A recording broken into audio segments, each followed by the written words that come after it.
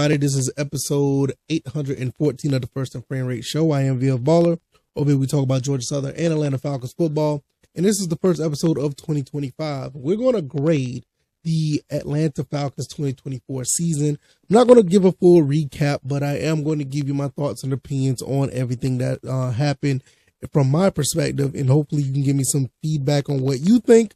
I've been looking at the sentiments of a lot of people since this past game where the Falcons lost to the Panthers. And a lot of people want Raheem Morris fired. A lot of people want Jimmy Lake fired. A lot of people don't like the direction that this season ended because we started so high. When you was looking at 6-3, you were, 3 games above 500. You was on your way from running away with the division. You beat the Tampa Bay Buccaneers twice. And you were just ready to roll. You were just ready to roll and you was ready to go. And I was along with for the ride. It was great. I absolutely enjoyed what I seen. And then Kirk Cousins pretty much fell off a cliff. I mean, his performance wasn't that good. And we had an issue where people been wanting Michael Penix since that second game that Kirk Cousins was not the guy. And I think we waited, 4 games? I can't remember.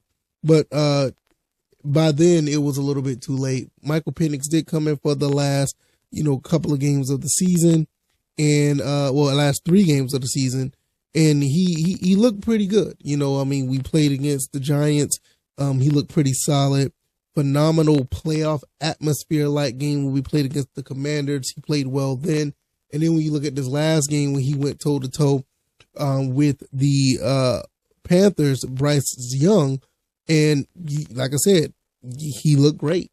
The problem is the defense let him down, which was another issue with the Falcons going into the end of the season. You saw them as Kirk Cousins were falling off. The defense was actually stepping up. And then at the end of the day, it kind of, went back down and the defense just really wasn't it. And people want some of these guys in personnel to be fired. And I don't blame them. I really don't. I mean, this was a season where you should at least win a division. At the very least. There's no other way around that. And I feel like Raheem Morris kind of let us down, especially when you go back to the Commanders game and you had, a situation where you could have slowed the game down and possibly won that game. And like I said before, all this other stuff that happened prior to that was water under the bridge. I didn't really worry about that stuff.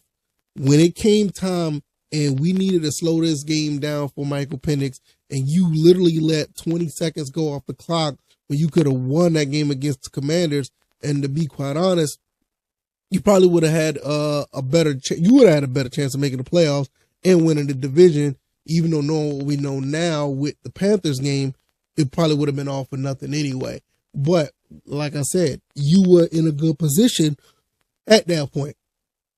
And that's where everything just started to fall apart. Everything looked good at that point, but everything just started to fall apart when Raheem Morris did not make that decision to call the timeouts. And then you notice a total contrast when it came to the Panthers game. He was calling timeouts like crazy before half, if you haven't noticed it, if you didn't watch the game. But looking at everything overall, I just don't want to really dwell on, all the small things that happen. Because I don't want to, linger this situation much more longer because it is now the off season and we need to go ahead and start looking into getting better overall as a team. I just feel like that Raheem Morris may not be the guy that can get this team over the hump. Yeah, you won one more game better than you did last season. But to be honest, you had a much better team that you had last season. You had a team that was a little bit more experienced. You had some players that was implemented into the team that was, better than what we had last year. And you only garnered 1 win. And just for that, I give this entire 2024 season, I will give this a D, just a regular D. I'm not even going to give it a D+. I'm going to give it a D-. This was a D. And, I would give, credit for drafting Michael Penix. I did like what I seen I did like what I see out of Rukaroro when he did play. I mean, you saw some flashes there, but outside of him, and the only other rookie that actually made a difference was Michael Penix. As far as the other transitions, Matthew Judon tried to come on late and be the player that we thought he would be, but that fell short. The Justin Simmons situation, we thought him and Jesse Bates was going to be like really a problem in the backfield, and they were for a couple of games. But the only time you really called Justin Simmons' name was when he picked off Pat Mahomes in that one game where, it was like almost another playoff, type of atmosphere. But after that, you didn't hear anything from him, since then.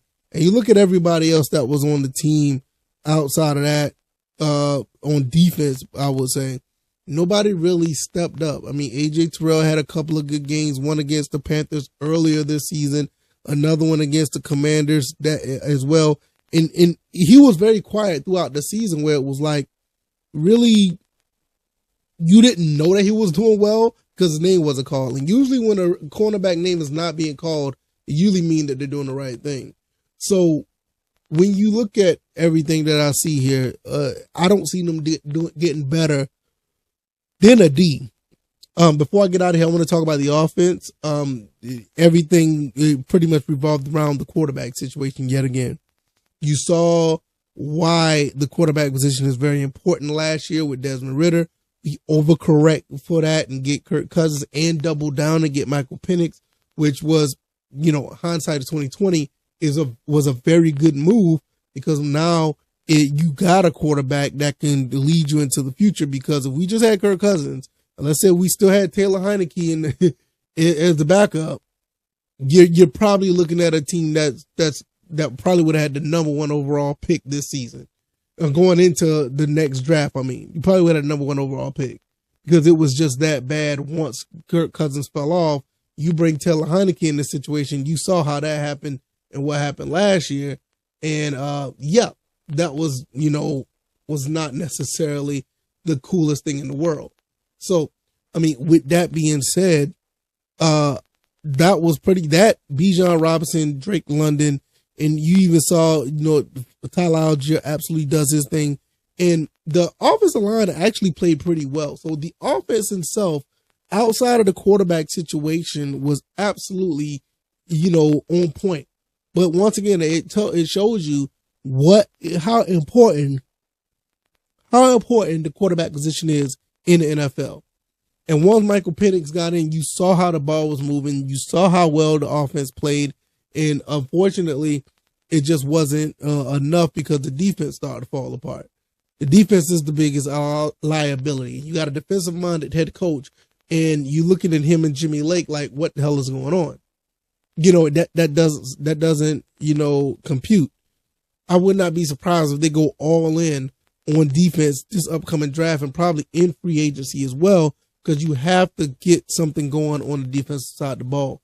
Don't get me wrong. Offense could use a little bit of work too. I think if anything offensively, you would want to get another offensive tackle, because I think, Jake Matthews, he did play well, but you're starting to see a little bit of sign of age. Probably somebody for him or Caleb McGarry. Both of them are okay, but you're starting to see a little bit of fall off. And I really would love to see a slot receiver.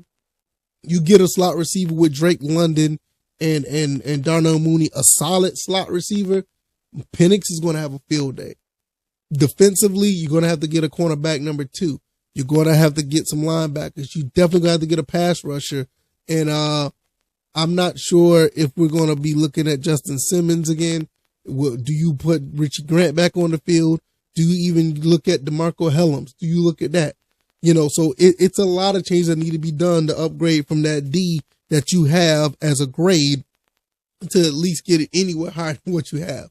But D is the grade. I feel like that is suffice. I don't think that this team has did anything that puts the team in the right direction. Definitely defensively. Offensively, I think they're going to be okay. I think they, based on last year to this year, I think they've done much better, as far as offense. You got the quarterback, Bijan Robinson is still around, Tyler Algier. You got the offensive line. you got the receivers.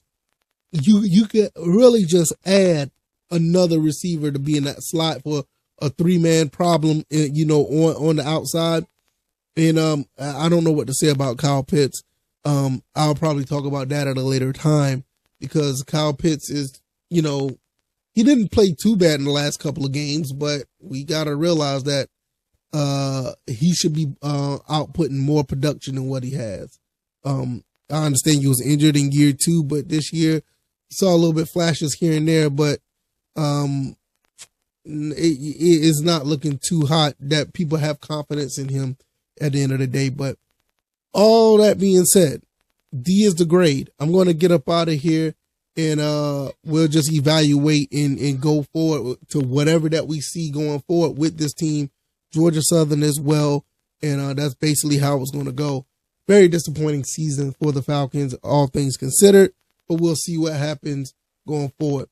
If you like this commentary, hit the like button, share this podcast, subscribe to the channel if you haven't already.